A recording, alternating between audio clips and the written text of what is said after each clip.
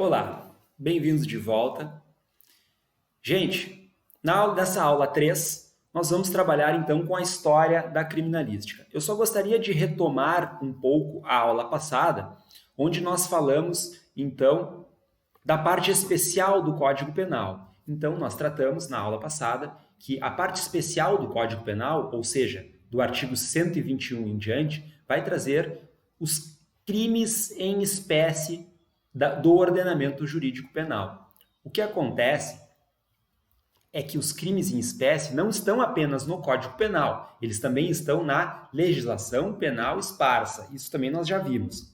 Exemplos: crimes de trânsito, no Código de Trânsito, crimes ambientais, no Código Ambiental, crimes de drogas, tráfico de drogas, porte ilegal de drogas, na Lei de Drogas. E, por fim, crimes de porte de arma, porte de munição, posse ou porte ilegal de arma de fogo, na Lei de Armas. Legislação penal esparsa, extravagante, todas essas nomenclaturas podem aparecer, certo? O que nós vimos é que esta parte especial do Código, portanto, vai trazer no seu título 1 o bem jurídico mais importante do ordenamento jurídico, da Constituição, de todo o ordenamento jurídico, a pessoa física humana, certo? Lembrem do princípio da dignidade da pessoa humana, está consagrado lá no artigo 3º da Constituição Federal. Pois bem, o capítulo 1 da parte especial do Código Penal vai trazer o bem jurídico, o núcleo do bem jurídico mais importante, que é a vida, certo? E aí nós falamos do homicídio simples e exemplificamos que o crime especial derroga o crime geral. O que significa isso? Se eu matar alguém, pratico um homicídio. Que se não tiver nenhuma circunstância agravante ou atenuante, ou não tiver nenhuma qualificadora, não se tratando de homicídio qualificado, nós vamos ver isso mais à frente, estamos tratando do homicídio simples. Matar alguém, pena reclusão de 6 a 20 anos. O que ocorre é que se essa pessoa, sujeito ativo, for uma mãe que esteja praticando o crime contra um sujeito passivo, o próprio filho, e só ele, filho biológico, e esta mãe estiver sob a influência do estado puerperal, isso atestado através de laudo médico, e este crime ocorrer durante o parto ou logo após, ou seja, logo após o parto, minutos após o parto, aí nós estaremos falando não de um homicídio, mas de um crime especial que é o infanticídio.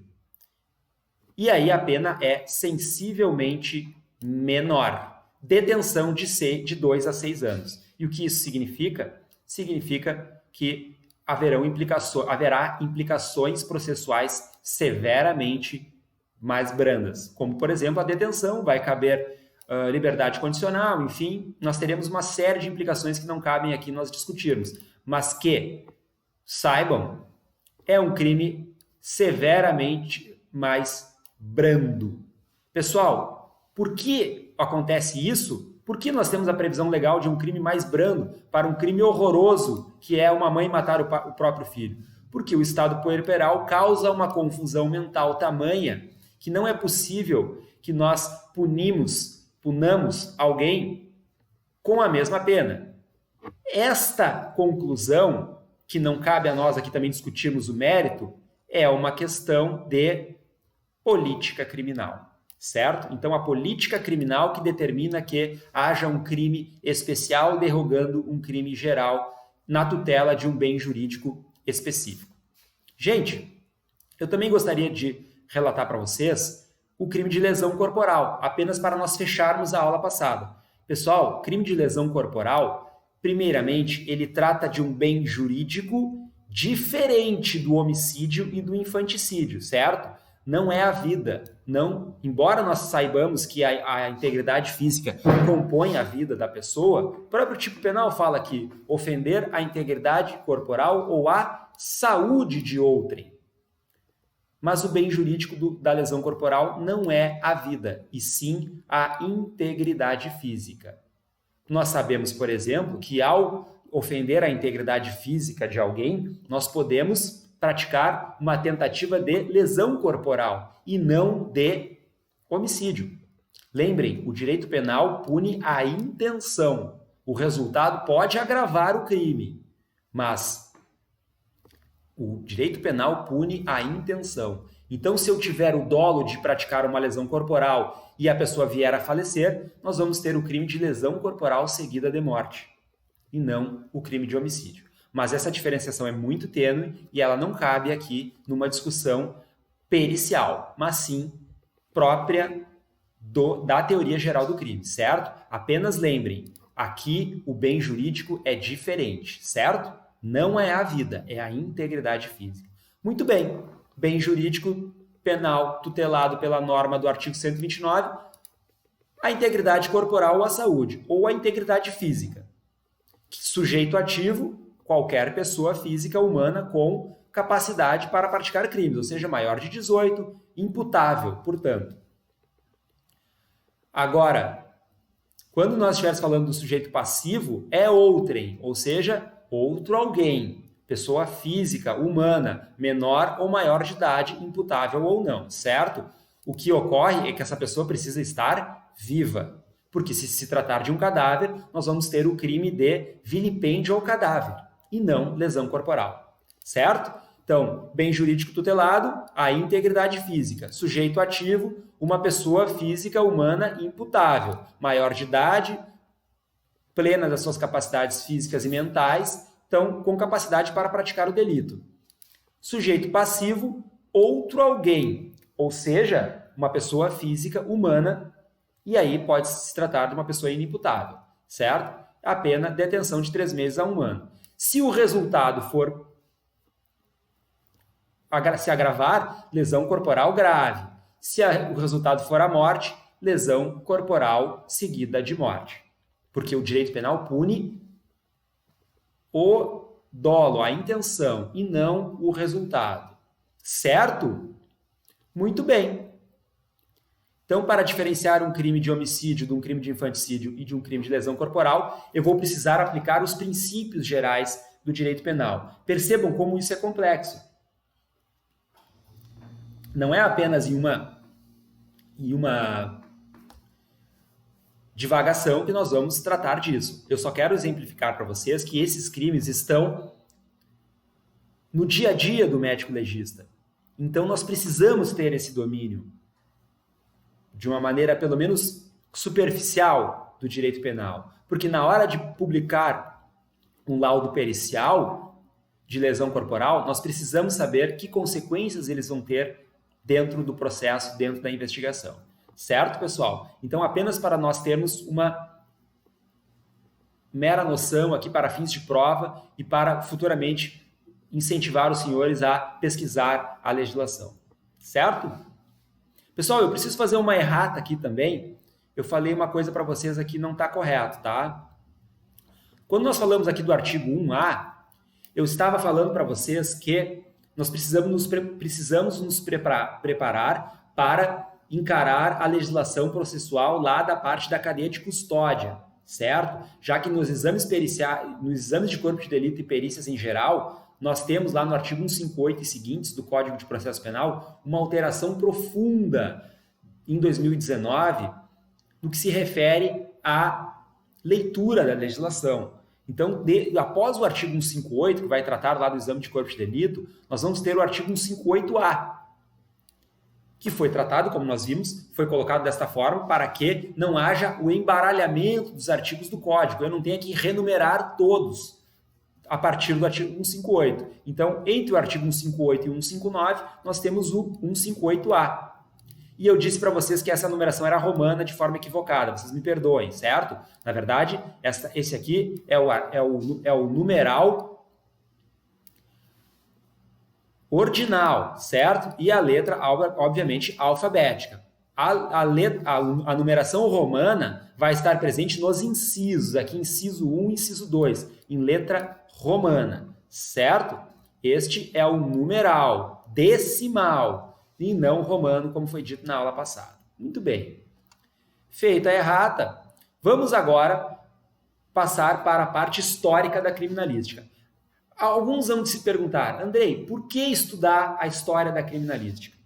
Gente, como eu comentei para vocês na aula passada e na primeira aula, nós não podemos ficar atrelados apenas ao edital passado da prova que nós vamos prestar, certo? Então, seja você candidato ao cargo de médico legista, seja você candidato ao cargo de perito criminal, seja você candidato ao cargo de técnico em perícias, embora a história da criminalística não caia em todas as provas, em algum momento ela há de aparecer, porque existe conteúdo para tanto, existe conteúdo interessante para tanto, certo? Então, conteúdo importante, nós vimos que o conceito de medicina legal ele se confunde com o de criminalística, já que criminalística, em sentido amplo, academicamente falando, trata das ciências forenses que se ocupam de auxiliar na investigação criminal. Dentro dessas ciências forenses, portanto, está a medicina legal.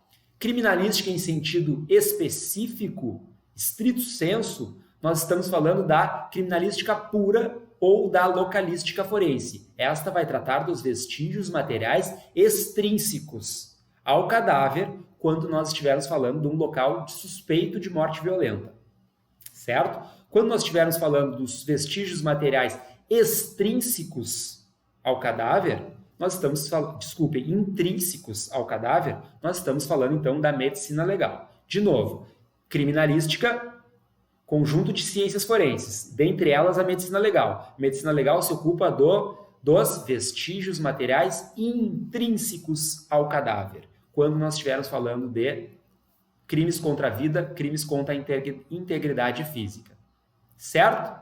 Ou ainda contra a saúde mental, né? Nós vamos ver também que os psiquiatras forenses também vão tratar com vestígios psicológicos. Esse conceito é bastante moderno. Mas, enfim, para fins de estudo para a prova, criminalística, conjunto de ciências forenses aplicadas à investigação criminal.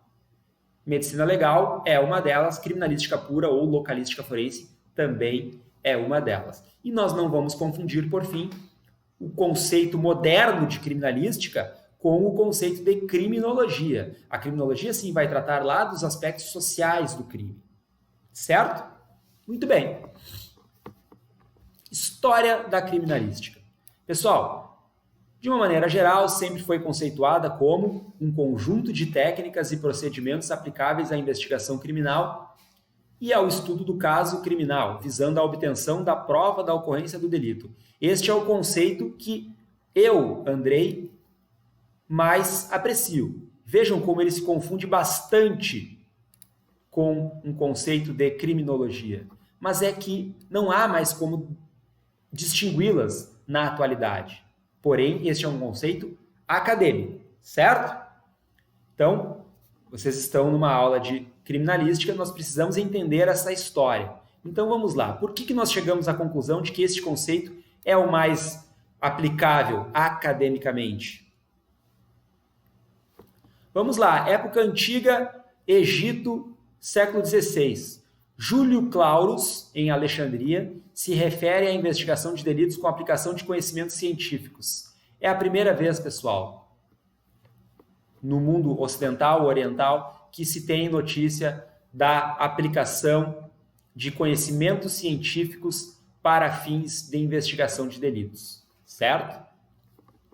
1575, Europa, França, Ambrósio Paré fala sobre feridas por armas de fogo em sua obra Os Laudos Periciais e a forma de embalsamento de cadáveres. A obra foi continuada por Paulo Zaquias. 1563, João de Barros descobre as impressões digitais e plantares, sendo este considerado o pai da papiloscopia forense. Papiloscopia forense, também termo conhecido como datiloscopia forense. Coleta de impressões digitais, são sinônimos, tá, pessoal? Papiloscopia forense é uma ciência muito antiga, como nós podemos ver. O que ocorre, pessoal, é que nós vamos ter na medicina legal a necropapiloscopia, que é a identificação de cadáveres por meio da impressão digital.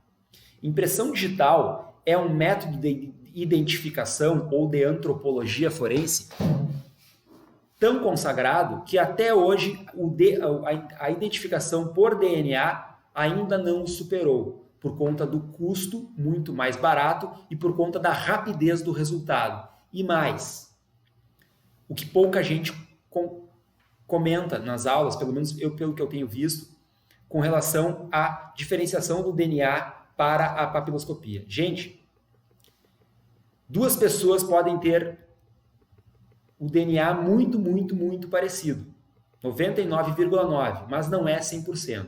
Vocês podem ver o exame de paternidade, lá vai aparecer, é 99,9% e não 100%. Papiloscopia é 100%, ou seja, ninguém pode ter o exame papiloscópico parecido com o de alguém a ponto de ser 99,9%. Papiloscopia e de impressão digital, identidade papiloscópica, cada indivíduo tem a sua. Então, se eu encontrar uma impressão digital em um local e eu estiver dispondo da impressão digital do suspeito e elas forem compatíveis, é 100% de certeza, com 100% de certeza, eu vou poder condenar essa pessoa. Então percebam a importância da papiloscopia nos dias de hoje. Desde o século XVI, quando foi descoberta, até o século XXI, não há nada que supere a papiloscopia. Então vejam a importância desse conhecimento, a importância de nós olharmos para a história para termos a noção de que, de fato, a papiloscopia e a história da criminalística se confundem e são importantes no contexto da medicina legal. Certo? Está lá a impressão dactilar. Huella plantar, que em espanhol significa pegada. Impressão de um dedão. É obviamente que nós não vamos fazer o estudo dos verticilos e dos deltas e dos arcos, enfim, que são as nuances da impressão digital, mas apenas para nós conhecermos a sua história. 1646, século XVII, Florença, Itália. Gospe lança a obra Segundo Giudice Criminalista. Trata-se da primeira obra que se conhece sobre a criminalística enquanto ferramenta judicial na persecução penal. Então vejam que no século XVII, metade do século XVII na Itália, nós começamos, através de Gospe, a instrumentalizar literariamente a criminalística enquanto ciência. Certo? 1665, ainda no século XVII, Bolonha, também na Itália, Marcello Malpighi, professor da disciplina de anatomia humana da Universidade de Bolonha, começa a se dedicar aos estudos dos relevos papilares e dos gomos dos dedos, realizando valiosos apontamentos sobre os estudos das impressões digitais. Então, a impressão digital, que lá em 1516 é descoberta por João de Barros, praticamente um século depois, começa a ser desmembrada, então, como disciplina de anatomia humana.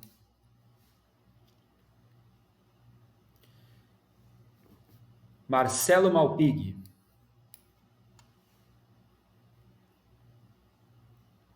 Século XVIII.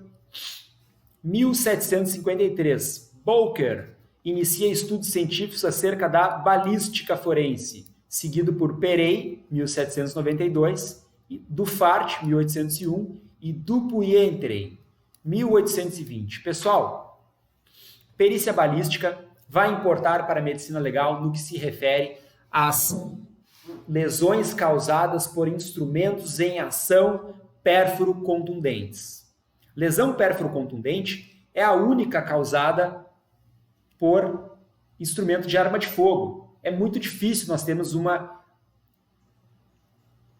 lesão corporal com estas características. O que ocorre é que o estudo da balística importa para a medicina legal, uma vez que 90% das mortes violentas são por arma de fogo. 90%. O restante vai ficar lá com os acidentes de trânsito, o restante com os suicídios, o restante com as demais formas de morte violenta, precipitação, instrumentos contundentes, afogamentos, enfim. O que eu quero dizer é que a morte violenta por arma de fogo, depois da sua descoberta, é muito volumosa, de forma que nós não podemos abrir mão do aprofundamento também deste conhecimento, certo? Balística forense mostra-se uma ciência em si, uma ciência forense em si. Importa muito para a criminalística, importa muito para a medicina legal. O estudo dos calibres, o estudo do impacto dos projetis de arma de fogo e o estudo, principalmente, das lesões pérfuro-contundentes. Pessoal, apenas para a gente antecipar um pouco aqui, que a lesão corporal causada pelos instrumentos, a lesão corporal, ela não é... Nós estamos antecipando aqui o conteúdo de traumatologia forense. A lesão, ela não é praticada por um instrumento cortante. O projetil de arma de fogo, ele não é um instrumento pérfuro contundente. Ele é usado em ação de. Então, muitas vezes, o médico vai colocar no laudo lá, causado por instrumento cortante. O instrumento não é cortante. Eu posso praticar uma lesão contundente com uma faca, desde que eu não use a parte cortante dela, mas sim o cabo. Então, eu vou estar usando em ação contundente. O mesmo arma de fogo, no caso da lesão causada pela coronhada. Eu estou com uma arma de fogo, que é um instrumento que normalmente, tipicamente é usado em ação pérfuro contundente, quando eu efetuo o disparo, mas na verdade eu estou usando o cabo dela para causar uma lesão contundente. Então lembrem, já fiquem com esse conceito, guardem ele. O instrumento não é cortante, não é contundente, não é pérfuro contundente. Ele é utilizado em ação de, certo? Adiante. 1823, século XIX, Johannes Evangelist Purkinje apresenta uma tese de doutoramento em medicina junto à Universidade de Breslau, na Polônia, onde descreveu os tipos de pegadas, classificando-as em 9 grupos principais, descrevendo deltas dos desenhos papilares dos dedos. Então vejam, aqui nós começamos a esmiuçar, a conceituar a papiloscopia. E é a primeira vez que nós temos, então, um estudo acadêmico em medicina sobre criminalística, certo? Está lá ele, Johannes Purkinje. Pessoal, agora nós vamos entrar na época do detetivismo, ainda na época antiga. 1977, Londres, é criado o primeiro corpo de detetives da história, iniciando-se a luta sistemática contra o crime. Em 1887, desculpem pessoal, aqui está 1977, está errado, tá? É 1877, próxima aula já vou corrigir.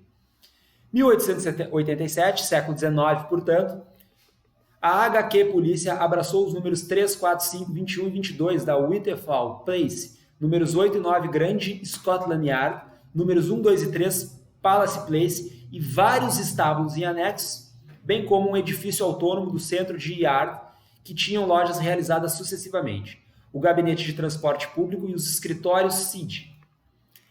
Essas matrizes foram removidas em 1890 para instalações no Victoria Embankment, projetados por Richard Norman Shaw, e ficou conhecida como New Scotland Yard. Em 1967, por causa de necessidades de uma sede maior e mais moderna, mais um movimento ocorreu com o presente site em Broadway, SW1, que também é conhecida como Scotland Yard. Pessoal, ela mesma, a Scotland Yard. Tenho investigado muitos crimes, mas nunca investiguei nenhum até hoje que fora cometido por uma criatura que voa. Há muito tempo, o crime tem 2 pernas, deixa pegadas, produzem alguma abrasão ou marcas e possuem possam ser detectadas por algum pesquisador científico. Ele mesmo, Sir Sherlock Holmes, Aventura de Peter Black, de Arthur Conan Doyle em 1904. Ele mesmo, Sherlock Holmes. Todo mundo acha que ele não existiu, e na verdade ele pode estar aparecendo na prova de vocês aí. Muita gente vai achar que é pegadinha, pode ser um pega-ratão, mas não. Ele existiu mesmo e pertence à história da criminalística. Certo? Pessoal, o livro é de 1904, de Arthur Conan Doyle. Claro que é uma ficção, mas ele foi baseado em um personagem que de fato existiu e foi um perito criminal. Certo? A questão é que, antigamente, os peritos criminais trabalhavam para a polícia. E ainda trabalham, né? Como nós vimos, ainda no Brasil, século XXI, ainda temos peritos trabalhando para a polícia, muito embora, e subordinados a delegados de polícia, muito embora nós saibamos que existe uma recomendação da ONU em que as polícias científicas devem estar desatreladas das polícias judiciárias, certo? Adiante. François Eugène Vidocq foi o primeiro grande detetive que teve a criminalística. Trata-se de um ex-delinquente que, em 1809, ingressou no serviço secreto da polícia de Paris. Um ex-delinquente.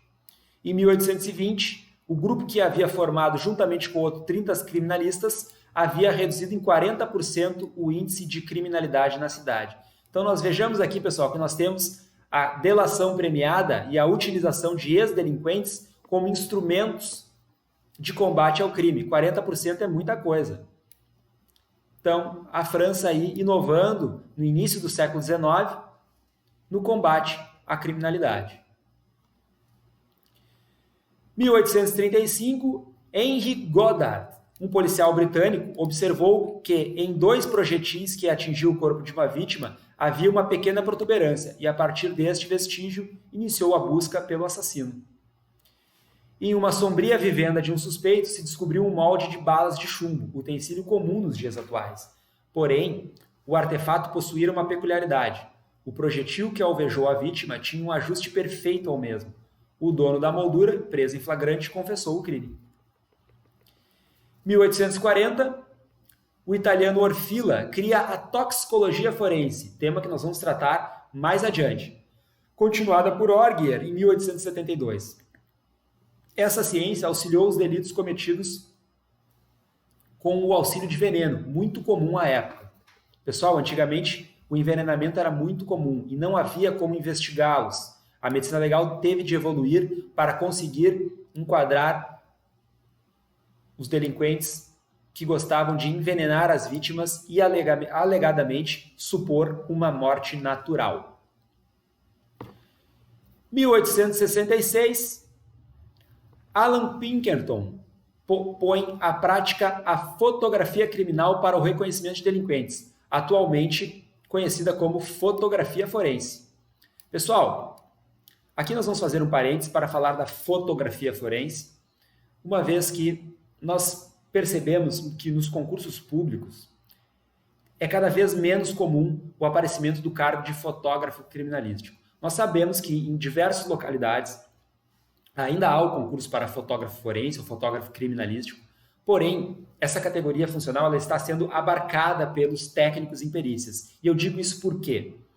Desde a revolução digital ocorrida no início do século XXI, a fotografia forense não dá mais tanto trabalho para ser realizado. Nós podemos, inclusive, realizar a fotografia forense com um celular. O celular, existem aplicativos em celular hoje que fazem até medições já com a foto, de forma que está cada vez menos trabalhosa a fotografia. Até pouco tempo atrás, até 20, 30 anos atrás, nós precisávamos fazer a revelação da fotografia, de forma que dava muito trabalho. Hoje, a fotografia ela sai na hora, com uma resolução muito boa e com uma revelação de detalhes impressionante, de forma que nós não imprescindimos de um profissional que trabalhe apenas com este ofício. Muito embora nós saibamos que o perito criminal de campo, aqueles que já trabalham na área, sabem que é muito difícil fazer a fotografia e realizar a perícia ao mesmo tempo. Nós precisamos de um profissional. O problema é que hoje o manuseio do cadáver, a condução da viatura, a própria coleta de impressões digitais e a realização da fotografia são funções que são exercidas cada vez mais por profissionais multidisciplinares. Então, o profissional que faz apenas a fotografia, ele está em desuso, certo? Isso não é uma opinião minha, isso não é uma projeção, isso é uma constatação, certo? Não vou emitir juízo de valor também, porque aqui não cabe também uma discussão política. Mas saibamos que a fotografia foi consagrada como ciência forense e hoje ela aparece muito mais para o reconhecimento do retrato falado, de questões voltadas muito mais para as perícias audiovisuais do que propriamente apenas para a fotografia no que se refere à localística forense e a perpetuação de vestígios como um todo, certo? Uma ciência muito importante, possivelmente nunca vai desaparecer, mas tem essa peculiaridade nos dias atuais, certo? 1882, Alfonso Bertillon cria o Serviço de Identificação Judicial da França, com aplicação direta do método antropométrico, que se baseia no registro das diferentes características ósseas métricas e cromáticas em pessoas maiores de 21 anos, em 11 diferentes partes do corpo. Tá aí ele, Alfonso Bertillon. Pessoal, aplicação do método antropométrico. Então, começam-se a fazer medições ósseas para se identificar as pessoas. Aqui podemos falar, então, no início da antropologia forense. Em sua tese sobre retrato falado, o mesmo consiste na descrição minuciosa de certos caracteres morfológicos do indivíduo. Então vejam a importância do trabalho de Alfonso Bertillon. Ele refere a descrição minuciosa de caracteres morfológicos. 1895, Sir Francis Galton publica o manual Fingerprint Directories. Institui os fundamentos para a classificação das impressões digitais, perenidade e imutabilidade e variedade infinita. Então, vejam, pessoal, aquilo que eu falei para os senhores. Apenas 1895 nós vamos ter o princípio da perenidade, ou seja, não há como lixar o dedo e perder a sua impressão digital. Ela jamais vai mudar, ela não há como ser alterada, ela jamais vai variar, ela jamais vai ter uma variação genética de um sujeito, indivíduo, para outro. Sir Francis Galton. Continuando, 1888, em Tóquio, o inglês Henry Faulds fez valiosos descobrimentos e contribuições no campo da papiloscopia. As principais delas foram as definições do arco, da presilha e do verticilo, conceitos esses utilizados até hoje, junto aos desenhos papilares dos gomos dos dedos. Está lá ele, Henry Faulds. 1891, Argentina, Juan Vucevich inaugura a oficina de identificação e utiliza a antropometria e as impressões digitais de ambas as mãos, criando a ficha dactilar. Juan Vucevich. Juan Vucevich é grande figura da papiloscopia, um argentino. Então vejam aqui, começamos a sair do eixo da Europa para, na América Latina, começar a desenvolvimento da criminalística. Então aí está a ficha dactilar, né? Os 5 dedos e a impressão cada vez mais individualizada das impressões digitais, pessoal. Em épocas passadas, como se individualizava quem havia cometido um crime? Em Roma, através das marcas de fogo nos corpos dos delinquentes. Na Idade Média, mutilação das orelhas, nariz ou dedos, conforme o delito praticado. França, até a Revolução, impressão da marca do senhor feudal. Na Inglaterra, queimadura das mãos. Na Rússia, últimos a abandonar a prática de queimadura dos delinquentes. Eles marcavam as iniciais CAT nas bochechas dos condenados ao trabalho forçado. Então percebam, diferentes formas em uma mesma região. Pessoal, época moderna. Agora aqui nós passamos ao estudo da época moderna. Nós vamos continuar no próximo slide, já iniciando com Edmund Lockhart, certo? Até a próxima.